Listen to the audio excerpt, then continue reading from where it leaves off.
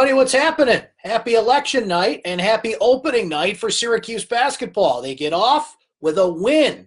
Win number one on the season for the Syracuse basketball Oranges. They cruise by Eastern Washington tonight at the Carrier Dome. Final score 66-34. So a little break from your election night festivities here. If you're watching us live on the Syracuse Orange basketball Facebook page via syracuse.com, it's great to be with you here, and it's great to start talking basketball. We've certainly been busy on the football front. We come to you live after every football game presented by Crouse Health. And now we're going to be here after a lot of Syracuse basketball games throughout the season here on Facebook Live as well, also presented by our friends at Crouse Health. So get in those comments and talk some Syracuse basketball here. If you are watching the game on the app or following on Twitter or however you watch the game tonight, if you have questions for me about the game, please ask away. Would love to answer any questions you have about that game. Not everybody saw this opening night matchup. Busy day. Election day happening, as we mentioned, was not on television. So if you didn't get a chance to see the game and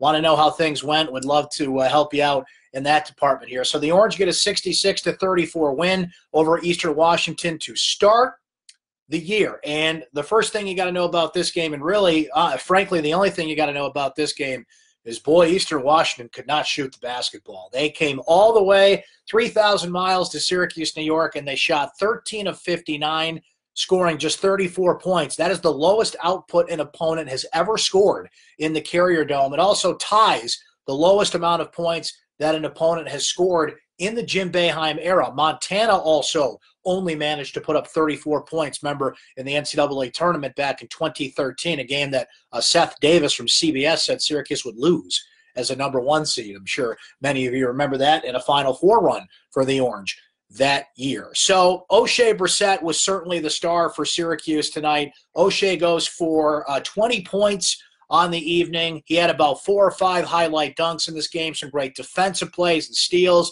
and dunks, and he was all over the place tonight. Overall, 8 of 14 from the field, shooting 57%. He did hit a three-pointer as well, grabbed 8 rebounds. He was definitely the guy tonight for Syracuse on the offensive end. He was all over the floor. Like we mentioned, grabbing some defensive plays, open. Syracuse pressed a lot in this game. Wasn't quite, traditional man-to-man, if you will, but Syracuse pressed a ton in this game tonight. Jim Boeheim really working his team in that department early on. So O'Shea, certainly one of the big offensive stars for the Orange tonight, with a 20-point effort in this one. And just to go through some of the other stats and scores from this game tonight for Syracuse, and I'm just kind of, pardon me for a second here, as I'm just looking at something on my computer just to make sure it is correct. Okay, so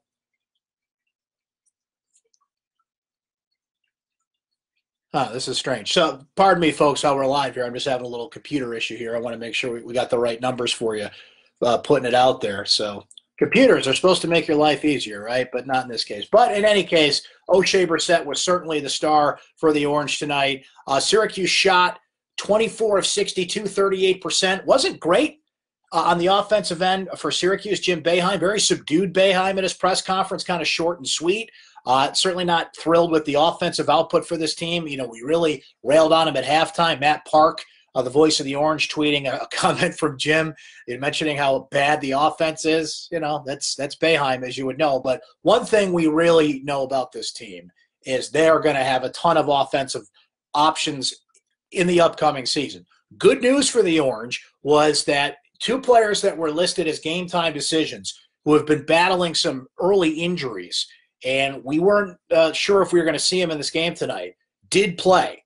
And they're all at the same position. It's kind of a fluky thing that Syracuse has had all the players they've had that have had not only injuries but are point guards at this case. So Syracuse doesn't really have that true point guard right now, but Jalen Carey did play in this game, made some impressive plays, certainly out there tonight. And Howard Washington recovering from that torn ACL a year ago. Maybe getting back on the court a little earlier than anticipated. The time frame wasn't really there. We didn't really know when he would come back, but he was out there tonight. And one player who did not play, who's injured, but certainly on the road to recovery, and somebody we should see out there very soon, and that is Syracuse's senior point guard, Frank Howard. And that's something that Boeheim mentioned in his press conference as well, that, you know, it's tough when you don't have a true point guard out there. Buddy Boeheim made a Syracuse debut tonight. Interesting to see another Boeheim wearing the number 35 out there for Syracuse tonight. Buddy struggled in his first game at Syracuse. He was 1 for 11 from the field, and Buddy's a guy that Syracuse is certainly going to count on to shoot some threes and hit some threes this season, and he was 0 for 5 in this game tonight from three-point range. So Buddy, unfortunately, struggling a bit on the shooting end there. He finishes with just 3 points. Tyus Battle, just 3 for 10 in this game tonight. He had 8 points. Pascal Chukwu with 6 points and 6 rebounds. And we mentioned Jalen Carey's debut. He had 7 points, 6 rebounds on the night. Merrick Dolzai had 7 points and 5 rebounds on the night. He hit a 3 in this game, and I think he picked up right where he left off from the NCAA tournament, looking pretty consistent out there, and it's going to be somebody that Syracuse will certainly count on through the season. But, you know, when you go Elijah Hughes, who people were very excited about, I wanted to mention him. Had a just electric exhibition season for Syracuse, 2 games there where he was around 20 points per game. I still think he's going to be a terrific offensive threat for this team. I think he's going to be one of the better transfers in the country. Didn't really have it tonight, 2 for 8, 7 points, 7 rebounds, so that was good. He was contributing on that front, but that's a guy you're going to hear a lot from very soon. Not really a huge game right out of the chute tonight, but certainly somebody that you're going to hear his name called a lot on the offensive end. And that's one thing that really jumped out to me tonight, other than the defense, of course. I mean, the defense was suffocating in this game. It's not just that Eastern Washington flew 3,000 miles, and I mean, they just could not hit water if they fell out of a boat in this case. We gave you the stats and how bad they shot, and I think that Syracuse defense had a lot to do with that. They pressed a lot tonight. They were trapping guys, getting in their face, and, you know, a good start on the defensive end, surely. But the thing that really jumped out to me tonight, and it's very early in the season, and we'll see how this plays out, of course, and Syracuse has a tough early test coming up next week against UConn. And if they play Oregon the next night, which they likely would, should they get by UConn, Oregon is projected to be a Final Four team, as is Syracuse, by the way, by a lot of college basketball prognosticators. I saw 3 or 4 Final Four picks for the Orange today. Jeff Goodman used to be with ESPN, now with Stadium, I believe. He picked the Orange to go to the Final Four. Jeff Borzillo, another noted college basketball writer, he picked Syracuse to go to the Final Four. So Oregon is a team that's showing up in a lot of those Final Four projections as well. Those two could meet next week, and Connecticut's not going to be an easy game for the Orange. Never seems to be at Madison Square Garden either. So you want Frank Howard to be healthy. You want Elijah Hughes to get in the mix. You'll get another warm-up game before they head out there. Big weekend in New York next week. 2 SU basketball games, and, of course, Notre Dame and Syracuse play at Yankee Stadium next Saturday. It's a Friday night football game this week for the Orange against Louisville. But what really stood out to me was there are so many more offensive options on this team. From Elijah Hughes to Jalen Carey. Again, Buddy didn't shoot well tonight, kind of had that first game jitters, I think. But when he's on, he's one of the better, three-point threats on this team. I think he's already the best three-point threat on this team. We know what Tyus can do. O'Shea Brissett, certainly we know what he could do. Hit the ceiling on this kid this year, the jump that he's going to make. I think we're watching the last of O'Shea Brissett at Syracuse. We know we're watching Tyus's last year. I think he's certain to go to the NBA draft again and stay this time. I think O'Shea Brissett's going to join him there.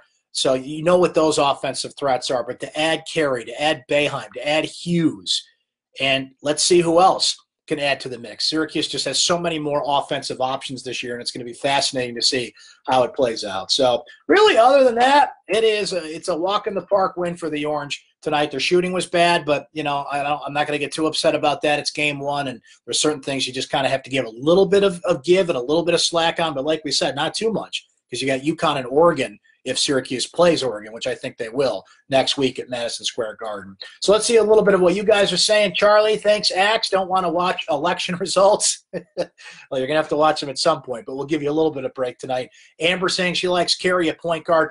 Amber, he had a real good play early in the game where he just sliced right through the lane and showed how quickly he could do it.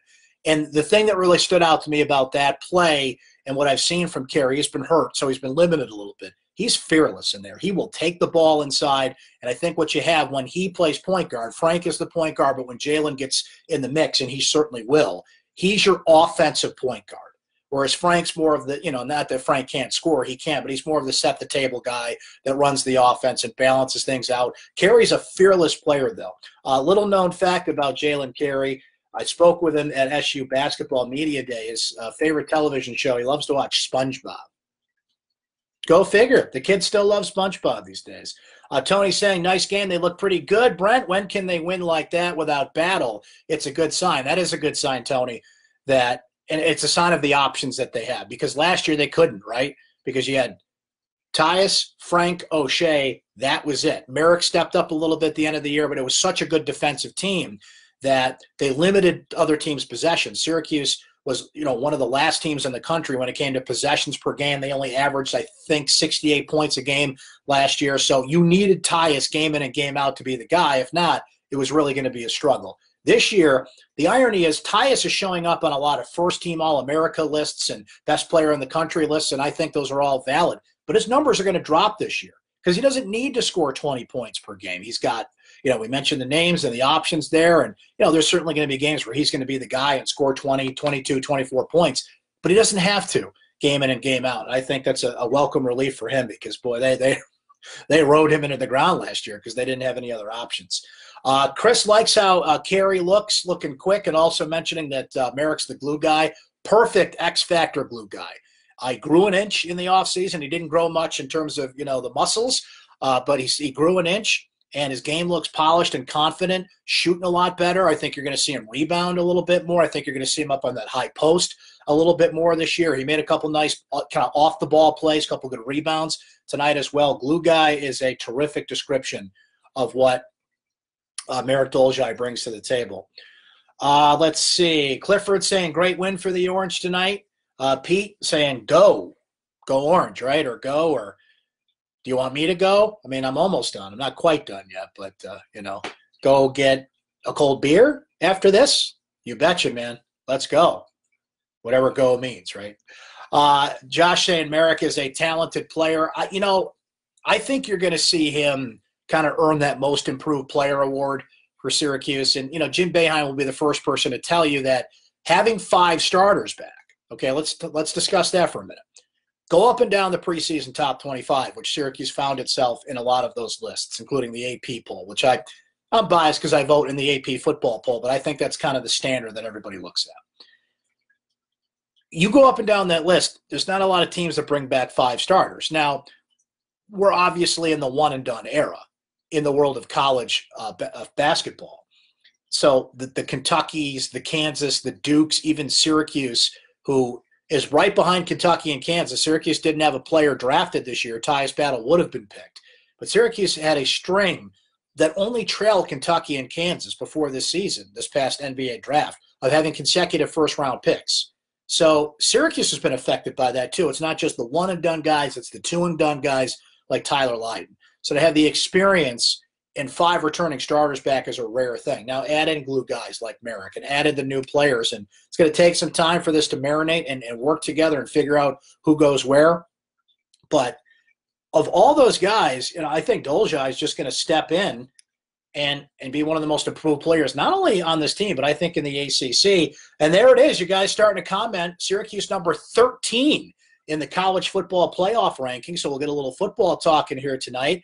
I voted Syracuse 13th in my AP poll this week, and they're 13th in the coaches poll. So a very lucky number 13 for Syracuse as well. I think they're going to annihilate Louisville on Friday, and then, look, we'll see what happens against Notre Dame next week. But either way, I think bare minimum, we're talking about an 8-9 win football team. So, hey, life is good for Syracuse sports fans right now. You got a football team that's ranked, doing well, showing up in the college football playoff rankings, which is fantastic. The basketball team looks very promising. The women's team had a blowout win over North Dakota earlier today, a little doubleheader at the Carrier Dome. They've got 5 starters back, and they are ranked as well. This is the first time that the men's basketball team, women's basketball team, and the football team have all been ranked at the same time.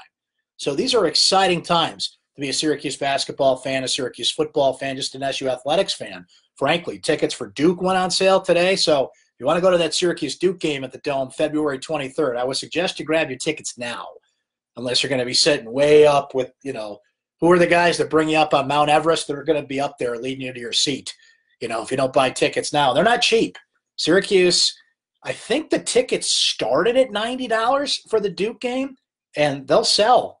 And the reason Syracuse did that was a lot of people were scooping up tickets and putting them on the secondary market. So Syracuse just kind of got ahead of that and said, no, we'd rather, and it's their right, and I certainly don't blame them for this. We'd kind of rather make the money than all these people on StubHub for our premier game, the Duke game on February 23rd. So those went on sale today if you're looking for a early jump on your Christmas shopping as well. Josh noting that Syracuse has some scores this year, but they got to figure things out that everyone returned from last year, get better centers. Offense was bad, but Syracuse was aggressive as anything. Everyone wanted to score. Defense was good. New guys need to find their strokes, and Frank will help out too. And, Josh, that's a great point in this sense that when Frank Howard comes back, and I'm not sure when that's going to be. I mean, he's close. He's out of his boot, and he's practicing. I think they're taking it very cautiously with him, as they should. He could be back as soon as Saturday, but I would really anticipate he'll be back for Connecticut next week. When he comes back, he's the stabilizer. Not that Jalen Carey can't run the point, but he's a freshman kind of finding his way. Frank is the senior, and we know that Jim Boeheim is going to lean on him a lot more when he's healthy. So he'll kind of stabilize things there. Josh noting that O'Shea's got NBA size. O'Shea's got NBA size. He's got an NBA offensive game. He's got an NBA everything. I mean, that's a first-round pick. You base it on, we always talk about, are these guys ready or not? And that doesn't matter in the NBA. We just want to know from an NBA standpoint, can we bring you in and develop you and turn you into a player? Do you have that upside and that potential and all those buzzwords that NBA draft analysts use? And O'Shea's got all of it. I think, Tyus got all the first-team All-America bids, and he certainly deserved it. I think O'Shea's going to be knocking on that door at the end of the year. I really do. I think he's going to have a big, big year for Syracuse, and it's going to be a lot of fun to watch for sure. Evan saying earlier this year, Pitino visited SU practice. Do you think he had some influence on Boeheim using press most of the game? That's a great question. I'll have to ask Boeheim that later this week. I start chatting with Jim on the radio every Thursday. That's a good idea, Evan. I might have to ask him that. I think it was pretty interesting, by the way, that Pitino came to Syracuse practice and has been a lot of these practices considering, what's going on with Rick Pitino and Louisville. And boy, Louisville's a mess. Their football team's awful, basketball in upheaval, and all the sanctions and everything going on down there, and the coaching transition. And, Louisville used to be kind of like the standard of the ACC. But, they'll probably still be a good basketball team. They always are. But just interesting to see so much, turmoil happening down there. Let's see. Martin noting that and responding to Josh, saying that they don't have a big man coach at SU. They kind of divvy it up amongst the coaching staff between Jerry McNamara, Adrian Autry, and Alan Griffin. They don't have a big man as a big man coach. All those players were guards, of course, but they also all know basketball. And I don't think you need, a big man per se. People have brought that up in the past. Why doesn't a guy like, say, Derek Coleman coach the big men? Mike Hopkins coached the big men before. To me, basketball, right? Jim Boeheim was a guard. You think he can coach big men? I think he can. I think that whole thing is kind of overrated, to be honest with you. Let's see. Chris saying chances we get another recruit for 2019. Well, the missing fish in that pond is Isaiah Stewart. Syracuse has 4 commits in the class of 2019 already. 4 at this point. Let's see if I can remember them off the top of my head. So you have Quincy Guerrier, the kid from Canada, who is not entirely like O'Shea Brissett, but has a similar game to O'Shea, small forward. You have Joe Girard III, of course, the kid from Glens Falls, the all-time leading scorer in the history of New York State. And just to tell you a quick story about Joe, so Mike Waters and I went to a workout that Joe Girard was doing with Jimmer Fredette. Many of you know Jimmer Fredette. And if you had walked in that gym and not known who was who, you'd have a hard time deciphering between who was the pro and who was the high school senior. I'm not exaggerating there. That's how good of a shooter Joe Girard III is. Now, I think he's going to have to work for a shot at the college level. He's, I think, 6'1", 6'2". He certainly has to get bigger, muscle-wise as well, but that kid can flat out shoot. And I don't want to put an unfair comparison on him, but I'm in that gym and I'm watching him. And I've seen the highlights and the film, and he's a hell of a quarterback too. Glens Falls just won another sectional title with Joe Girard III as the quarterback in his senior year there. But look, he reminds me of Jerry. He's a GMAC shooter. And that's an unfair comparison because GMAC's a legend, but I couldn't get away from that thought watching him. So you have those two. You have John Bull, a jock, who is a 6'11 big man, kind of a project for the Orange. Will look good in that zone defense if he can kind of find his bearings. And Bryson Goodine, who's a 6'4 guard. The fifth person, and the one that would tie that class together and make it one of the best in the country, is Isaiah Stewart. Isaiah Stewart is a player from right up the road in Rochester. I believe he's in prep school at Indiana now. My colleague at syracuse.com, Donna DeToda, said that Isaiah is one of the best rebounders she's seen at that level in all the time she's been doing this. Offensive threat, too, another big man, about 6'2". And if Syracuse could grab him for the class of 2019, that's a gangbusters class right there. It's really good now. If you can add him to the mix, one of the higher-rated players at his position, I think he could be a 5-star. Somebody correct me if I'm wrong on that. I'm pretty sure he's a 5-star guy. If not, certainly a 4-star player. And I think Syracuse has a real shot at him. So we'll see when he announces. I'm not sure what his time frame is, but Syracuse has a great shot at him from what I've seen and what I've heard so far. So what do you say we ended there for tonight? Great start for the Orange, 66-34 win over Eastern Washington. O'Shea Brissett leading the way. Defense holds that team down to 34 points. Atiyah struggled to shoot the ball. Buddy Boeheim struggled to shoot the ball. Jalen Carey and Howard Washington played. That's good news. Frank Howard didn't. So one game in the books. Syracuse plays Morehead State Saturday at the Carrier Dome. So another busy weekend coming up. You got the football team playing Friday night against Louisville, and you got hoops on Saturday against Morehead State. Thanks for hanging with us here on Facebook Live. Thanks to our friends at Krause Health. If you missed this live and want to watch it again, we do put it up on YouTube. I would encourage you to also listen to the Syracuse Sports Podcast. Mike Waters, Donna DeToda, and I did a Syracuse basketball season preview roundtable. You can find the Syracuse Sports Podcast on iTunes, on Google Play. We've got it linked on our Syracuse Orange basketball page on syracuse.com. If you follow me on Twitter, Brent Axe Media, it's linked there. Lots of places you can find the podcast. Hope you can download and listen to that. Subscribe in iTunes and Google Play. And when we do a new one, it pops right up wherever you listen to podcasts. So we had a lot of fun doing that. I hope you get a chance to listen to that as well. Have yourself a great rest of your night. Election night. Yay, democracy. Hope you got out there and voted today. And we'll talk to you again next time here on Facebook Live.